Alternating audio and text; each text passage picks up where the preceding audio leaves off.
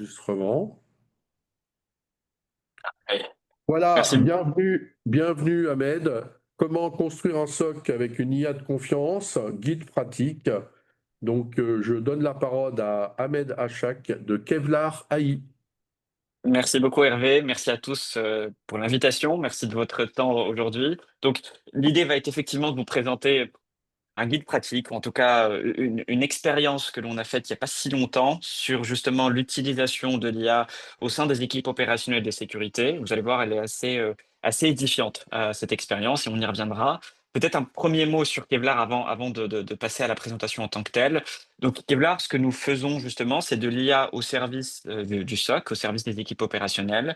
Notre techno est aujourd'hui, nous en sommes fiers, déployés en France, en Allemagne, en Suède, en Espagne, en Italie bientôt, aux États-Unis également, au service justement des équipes opérationnelles, avec une promesse au fond assez simple, c'est de permettre aux équipes de drastiquement gagner en efficacité, de ne pas avoir à construire des playbooks, de pousser beaucoup plus loin les capacités d'automatisation et, in fine, de libérer du temps aux équipes opérationnelles tout en améliorant les SLA et la posture défensive. Donc, pour revenir à la présentation, est-ce que quelqu'un peut, s'il vous plaît, me confirmer que vous avez toujours mon écran en partage? Oui, parfait. Donc, pour revenir à la présentation en tant que telle, encore une fois, elle a été faite de façon absolument empirique. Le but ici, ça a été de tester le comportement d'IA et le comportement de LLM en particulier, donc d'IA générative, dans le contexte des équipes opérationnelles de sécurité. Kevlar, pour information, n'utilise pas des technologies LLM sur la partie orchestration. On y reviendra à la toute fin. Mais donc cette expérience, c'était plutôt pour comparer ce que nous faisons chez Kevlar à ce que certains de nos, soit amis, concurrents américains ou israéliens, soit certains de nos prospects, des fois, peuvent tester en chambre, et donc des logiques d'orchestration basées sur des LLM. Donc l'objectif de cette présentation-là, ça va être de vous restituer fidèlement ce que l'on a constaté et de vous expliquer comment on peut effectivement construire une IA de confiance au sein des équipes opérationnelles. Donc le prélude un peu de la présentation, c'est que les LLM sont aujourd'hui utilisés déjà en production. Que l'IA n'est rien de nouveau au fond dans la cyber, n'est rien de nouveau au sein des équipes opérationnelles, des SOC en particulier, mais que jusqu'ici, elle était plutôt concentrée sur de l'analyse prédictive, sur de l'analyse de détection. Et que justement, la logique avec l'IA générative, c'est de pousser plus loin l'usage qui est fait de cette IA-là pour aller sur de l'enrichissement, sur de l'investigation, etc. Et on a vu à droite à gauche des tas de copilotes commencer à émerger avec une promesse au fond assez simple, c'est que vous parlez à l'IA et que globalement, elle est en capacité d'exécuter tout un tas d'actions à votre nom. On parle beaucoup d'IA agentique de nos jours. Donc, euh, malgré tout cela, donc les LLM sont utilisés d'ores et déjà, mais il y a quand même une certaine hésitation de la part des prospects à qui nous parlons quant à l'idée de pousser plus loin l'usage de ces LLM-là. Et donc, l'objectif de cette expérience a été de tester pour voir si réellement cette réticence que l'on peut voir fait sens ou si au contraire elle est un petit peu exagérée. Et donc ce que l'on a fait, c'est au fond assez simple. On a repris des alertes réelles, je vais y revenir, qu'on a rejouées, donc on a délégué la partie investigation à une IA générative, et donc on a construit entre guillemets un SOC analyste basé sur un LLM à qui on a demandé d'investiguer 100 fois la même alerte à chaque fois. Et donc la question au fond est assez simple, c'est d'étudier le comportement au sens stochastique, au sens statistique du terme, d'étudier le comportement de ces LLM-là pour voir dans quelle mesure est-ce qu'ils vont être consistants ou est-ce qu'au contraire, ils vont diverger en sortie. Et donc, le but, voilà, c'est une étude empirique sur ce qu'on pourrait qualifier d'une intelligence stochastique, une intelligence qui, vous allez le voir, incorpore une part de d'aléas. Et donc, tout le but de cette étude, ça a été de quantifier cet aléa-là pour voir ce que ça implique en production. Et donc, pour vous expliquer, comme toute expérience qui se respecte, pour vous expliquer un peu la méthodologie sous-jacente, ce que l'on a fait, c'est qu'on a repris des alertes réelles de clients de Kevlar en production, que l'on a évidemment anonymisées. Et donc, ces alertes-là, elles ont une caractéristique première, c'est que Kevlar les a investiguées entre 3 et 20 étapes. Ce que j'appelle une étape d'investigation, c'est typiquement, elle commence sur Virus Total, puis elle passe sur de la threat intelligence, puis sur des logs internes de l'organisation, etc.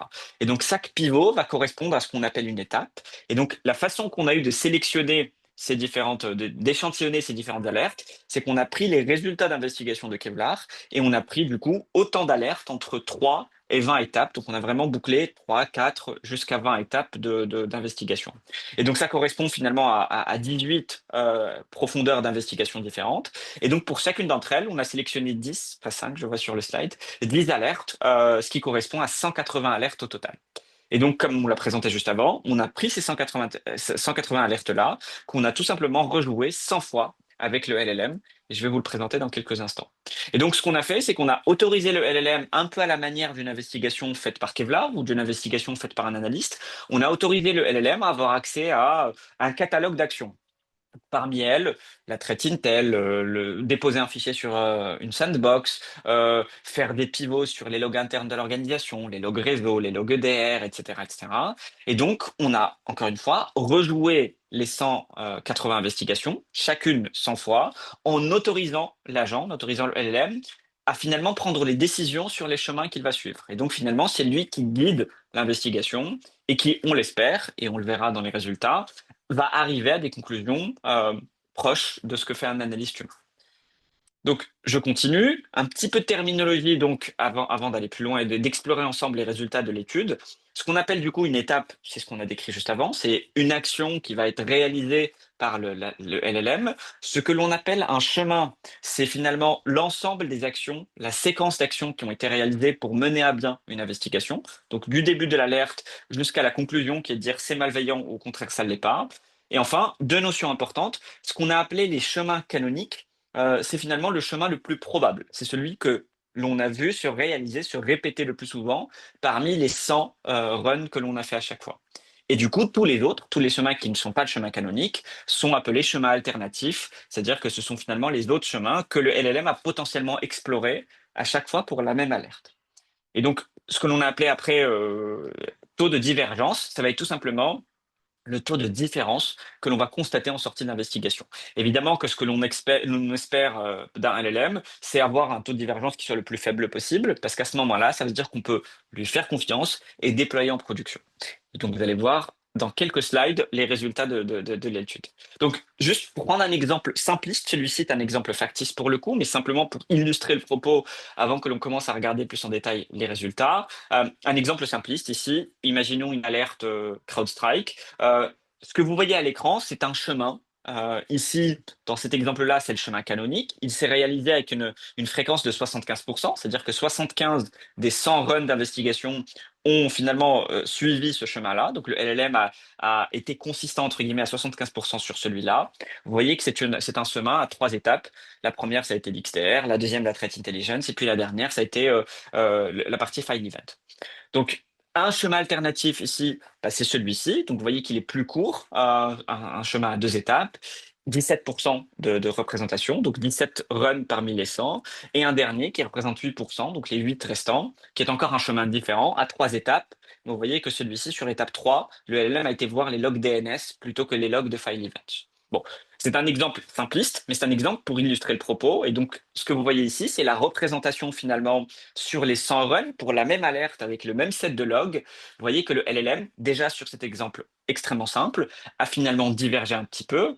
75% des fois, il a suivi le premier chemin, et puis les 25% restants ont été répartis entre les deux chemins que vous voyez sur la partie de droite de l'écran. Donc maintenant qu'on a cet exemple simple, voici à quoi ça ressemble sur un exemple concret, réel, beaucoup plus profond.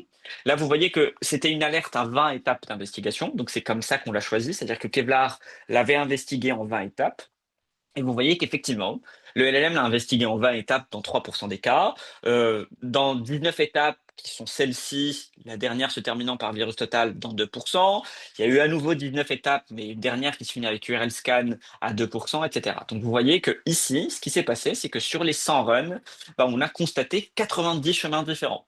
Donc vous voyez d'ores et déjà, avant même d'aller regarder les résultats à grande échelle, qu'effectivement se pose une première question quant à l'usage des LLM, quant au fait de déléguer l'orchestration au LLM, se pose une première question qui est la multitude de chemins qu'il peut suivre. Donc il y a un aspect effectivement erratique qui est inclus dans LLM, ce qui finalement n'est rien d'étonnant, puisque un LLM, au fond, c'est une fonction de sampling.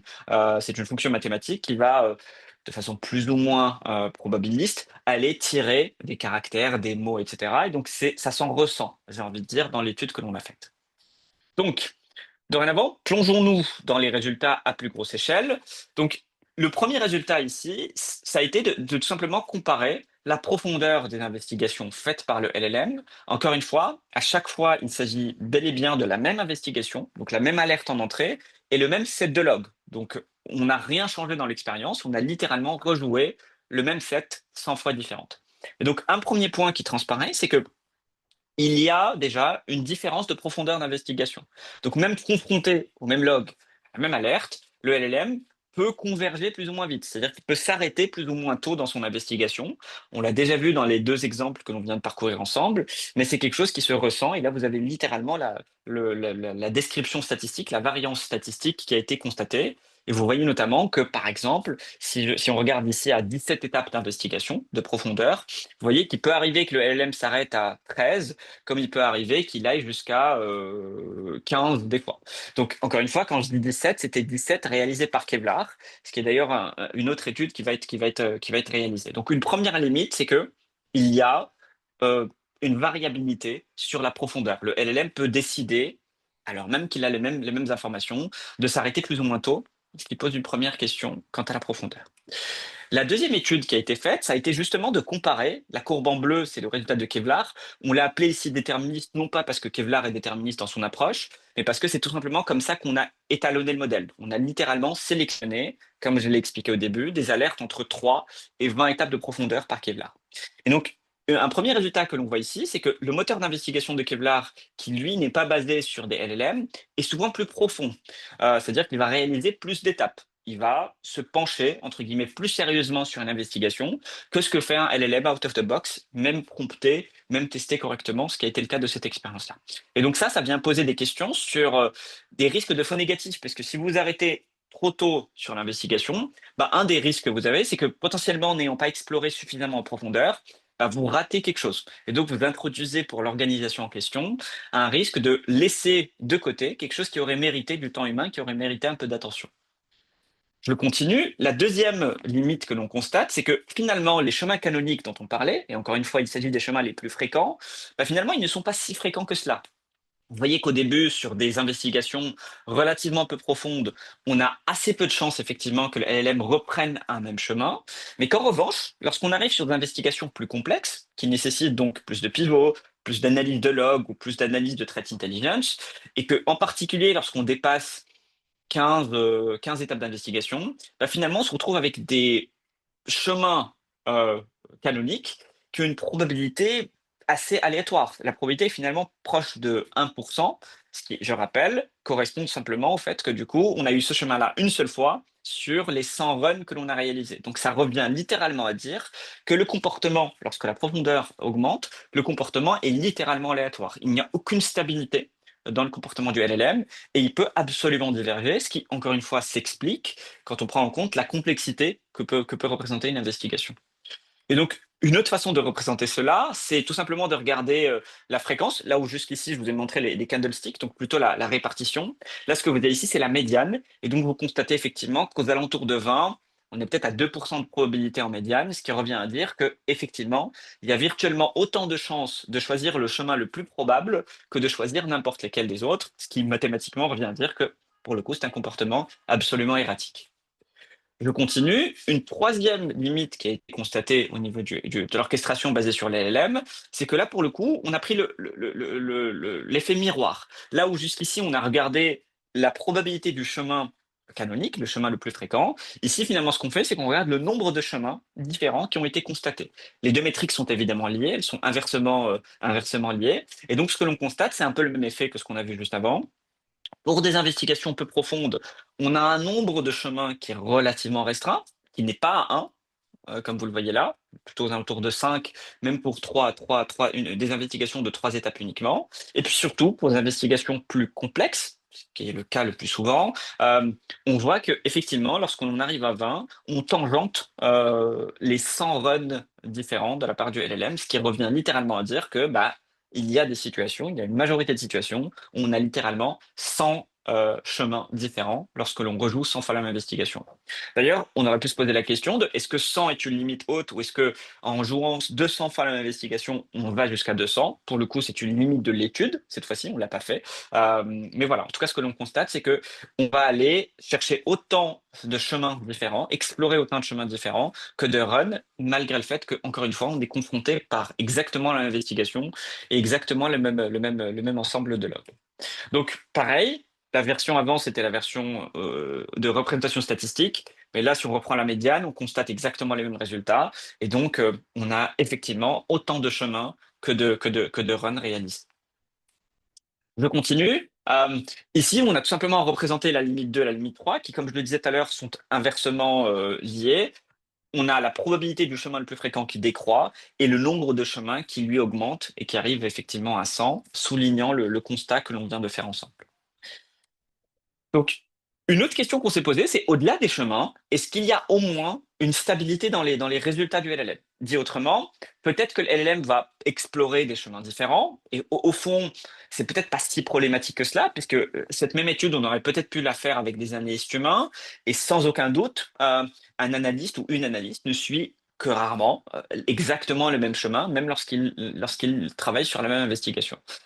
Et donc, on se dit, OK, bon, bah, peut-être que les chemins sont différents, mais est-ce qu'il y a à minima une stabilité en termes de conclusion? C'est-à-dire que, est-ce que le LLM, même s'il prend des chemins différents, va quand même converger vers le fait que l'alerte initiale était malveillante, ou est-ce que cette garantie-là est finalement quelque chose que nous n'avons pas?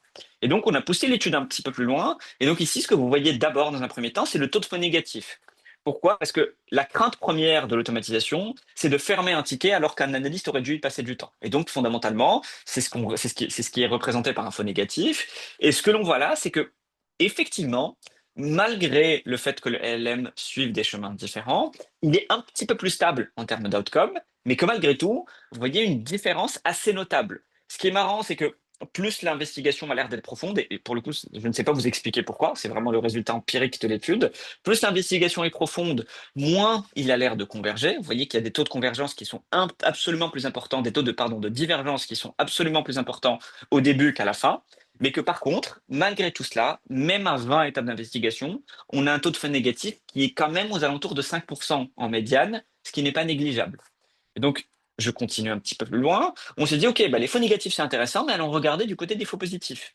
Quel est le comportement adopté par l'LM côté faux positif? Pareil, je ne saurais pas vous expliquer la raison derrière, mais on constate que autant les faux négatifs diminuent avec la profondeur, autant les faux positifs, eux, augmentent.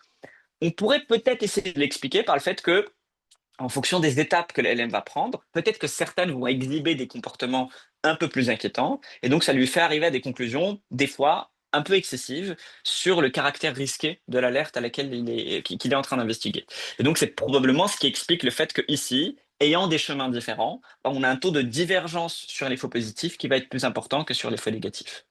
Mais donc, il n'empêche que ce que ça souligne, et ça fait un petit peu écho à l'un des tout premiers slides que j'avais présenté sur la profondeur du LLM par rapport à celle de Kevlar, c'est que le LLM s'arrêtant un peu plus souvent, un peu plus tôt, et prenant des chemins différents à chaque fois, bah, on constate un taux de faux négatif et un taux de faux positif qui, l'un dans l'autre, représente aux alentours de allez, 4 à 5% pour les faux négatifs et aux alentours d'une dizaine de pourcents pour les faux positifs, ce qui du coup représente quand même un chiffre relativement élevé. Donc on a quand même des taux d'erreur du LLM qui excèdent probablement ce que l'on aurait avec des analystes ou avec des playbooks au sens statique du terme.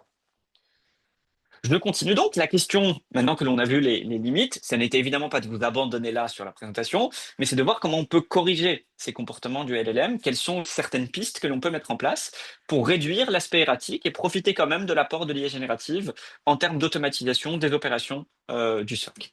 Et donc, la première couche d'approche que l'on peut prendre, c'est plutôt des approches aux alentours du prompt en lui-même. Donc, dans la façon que l'on a d'interroger les LLM, il y a sensiblement trois approches. La première, c'est d'abord de réduire le niveau, le degré d'intervention du LLM. Plutôt que donc de le laisser finalement décider des actions, décider de la conclusion de chacune d'entre elles, on peut essayer de le restreindre plutôt à des actions plus unitaires, plus réduites, ce qui vient du coup améliorer un peu les résultats. La deuxième partie, c'est qu'on peut essayer de neutraliser l'effet subjectif que peuvent avoir les LLM. Et donc, une façon de le faire, c'est de les contraindre à des faits plutôt qu'à des sentiments. On peut essayer d'inclure cette idée-là dans le prompting et ça peut apporter un certain nombre de résultats. Et puis la dernière, qui est un peu liée, c'est de structurer les outputs. On constate que typiquement, passer sur des outputs JSON, etc., ça vient améliorer un peu la performance du LLM en termes de stabilité. Et ça le rend un peu moins verbeux et donc un peu moins à même de diverger en termes d'outcome. La deuxième couche d'approche que l'on peut prendre, celle-ci est plutôt au niveau architectural. Donc là où la première était plutôt sur du prompt, là, en termes d'architecture, en fait, on peut utiliser un peu des LLM les uns contre les autres. Et donc, on va utiliser une architecture de chaîne qui va permettre d'avoir des LLM qui viennent se valider, qui viennent se corriger, s'auto-corriger. Et donc, ça permet d'avoir un peu des mécanismes de feedback loop qui, bien qu'augmentant la stabilité, peuvent des fois améliorer la performance du LLM. Et donc, on va plutôt les utiliser comme des microservices que comme une solution à qui on va déléguer de bout en bout la partie investigation. Et donc, euh, la question qui se pose, c'est concrètement comment est-ce qu'on peut utiliser cela et comment est-ce qu'on peut pousser l'automatisation plus loin dans les équipes SOC sans souffrir de toutes les limites que l'on vient de voir ensemble. Et donc, le dernier slide de ma présentation, c'est celui-ci. Vous avez en fait plusieurs façons d'y parvenir. D'abord, vous avez une façon qui est la façon la plus classique, celle que vous voyez ici sur la partie haute à droite de l'écran, c'est la partie déterministe. À ce moment-là, vous allez construire une logique structurée, une logique statique. C'est finalement ce que l'on a aujourd'hui avec les SOAR, avec des playbooks, qui ont l'avantage pour le coup d'exécuter exactement ce que l'on veut, qui ont aussi l'inconvénient d'exécuter exactement ce que l'on veut, dans le sens où ils vont très souvent rater des signaux faibles, ils vont rater des pivots que nous, humains, ou de l'IA un petit peu plus poussé auraient peut-être pu détecter. Mais en tout cas, l'avantage, c'est qu'on contrôle parfaitement ce qu'ils font et qu'en termes de stabilité, pour le coup, c'est extrêmement stable. Ça l'est même plus que nous, humains, lorsqu'on est confronté à la même tâche. Et donc, vous avez l'approche inverse, qui est pour le coup celle que l'on a étudiée ensemble, ici en bas à gauche, qui consiste à dire, bah, moi, pour le coup, je vais tout déléguer au LLM, et puis l'LM va fondamentalement tout faire de son côté. La dernière partie, on n'en parlera pas beaucoup, c'est la partie, bah, finalement, ne pas automatiser du tout. Et donc là, on confie tout à de l'investigation manuelle. L'avantage, c'est que peut-être qu'on peut y faire plus confiance. Ça mérite quand même de se poser la question. Mais en tout cas, clairement, il y a des soucis de scalabilité. Et enfin, l'approche de Kevlar, qui est la partie en bas à droite avec le petit ratatouille, c'est finalement de dire bah, les LLM sont bons à certaines choses, sont bons sur de l'analyse sémantique, sont bons sur de la structuration de données non structurées. Par contre, de là leur confier les clés et les autoriser à faire l'investigation de bout en bout, ça nous paraît périlleux et justement toute l'étude le démontre. Et donc l'approche de Kevlar, c'est de dire on va mixer les apports du LLM avec une IA différente, une IA sur graphe, qui va s'occuper de l'orchestration. Et donc c'est finalement le rôle de cette IA sur graphe de choisir les actions qui vont être exécutées. Elle va être infiniment plus stable, elle va être infiniment plus explicable aussi, parce qu'on sait mesurer au niveau des déformations du graphe les deltas de probabilité. Donc on sait concrètement dire le modèle a pris telle décision parce qu'il a vu telle chose dans les logs. Et donc, ça permet une explicabilité beaucoup plus poussée et une orchestration beaucoup plus scalable que ce qu'on a avec les SOAR, typiquement avec les playbooks. Donc voilà dans les très grandes lignes à quoi ça ressemble. Merci beaucoup pour votre écoute et je ne sais pas si vous avez des quelconques questions sur cette expérience, on l'espère édifiante.